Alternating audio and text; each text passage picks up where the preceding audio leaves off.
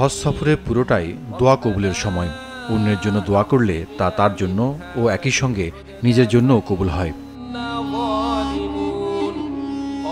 এবার হজ করতে মক্কায় পৌঁছা মুসল্লিরা বলছেন তাদের প্রার্থনার তালিকায় সবার আগে রয়েছে গাজা। হৃদয়ের আকুতি অবিলম্বে যুদ্ধবিরতি আর প্যালেস্টাইনিদের দীর্ঘস্থায়ী মুক্তির। We feel the pain as human beings first and as Muslims second. The brutal occupation, what's happening for the children and the women in Gaza, it's definitely unjustified. And part of being here as a Hajj, of course, is to make dua for the people of Gaza. We feel with you, and inshallah, Allah will free you from oppression, inshallah soon. Alia Asma ভারতের একজন civil engineer. তিনি পিতামাতার সাথে এবার হজে গেছেন। দোয়া করছেন যেন খুব শিগগিরই গাজা যুদ্ধ বন্ধ হয়। Always our prayers is with Gaza, and it's very sad to see people dying every day. So my wish for Gaza is that this war will end very soon and the people's lives are saved and no more people are killed there. So what we want is an immediate ceasefire, and that is what even I prayed for even yesterday when I was doing my Umrah. মিশরীয় হাজি সামেহ আল জাইনি পবিত্র কাবা তাওয়াফের পর জানাচ্ছেন গাজা তার মনেও ক্রমাগত নাড়া দিচ্ছে।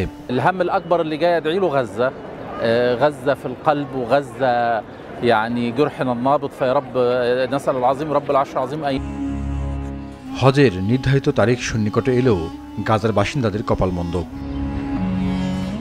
যেমনটা আক্ষেপ করছেন খান ইউনিসের মাহমুদ ফাতেমা দম্পতি। ইসরায়েলের হামলায় বিধ্বস্ত একটি বাড়িতে এখনও থাকছেন তারা। বলছিলেন হজ যাত্রার জন্য 2 দশক ধরে লালিত স্বপ্নের কথা। আমরা তো এক কারাগারের ভেতরেই বাস করছি। এই যে ধসে পড়া বাড়িটি দেখছেন, এটি তৈরিতে জীবনের উপার্জনের প্রায় সব অর্থ ব্যয় করতে হয়েছিল। হজের ফি পরিশোধে তিলে তিলে টাকা জমিয়েছিলাম। এর জন্য আমরা গয়না বিক্রি করেছি। এখন 2টি আঘাতে জর্জরিত আমি। মাহমুদ জানাচ্ছিলেন কিভাবে তিনি হজের স্বপ্ন বুনেছিলেন। কেবল হজে যেতে তাদের নাম অনুমোদন পেতে প্রায় 18 বছর লেগেছে। 67 বছর বয়সে এসে সে আশা শেষ পর্যন্ত ভেঙে গেল, কারণ গত মে মাসে ইসরায়েল সেনারা রাফা ক্রসিং দখল করেছে। ওই সীমান্ত ব্যতীত উপত্যকায় ঢোকা এবং বের হওয়ার কোনো সুযোগ নেই। শারীরিক ও আর্থিকভাবে সামর্থ্যবান প্রতিটি মুসলমানের জন্য জীবনে একবার হজ করা ফরজ। বিশ্বের বৃহত্তম ধর্মীয় সমাবেশে অংশ নিতে পারা সৌভাগ্যেরও বটে। যুদ্ধ এবার তা থেকে বঞ্চিত করল গাজাবাসীকে, যেখানে ইসরায়েলের হামলায় এ পর্যন্ত 37,000-এর বেশি প্যালেস্টাইনি নিহত হয়েছেন। জাহিদুর রহমান, মাছরাঙ্গা নিউজ ডেস্ক।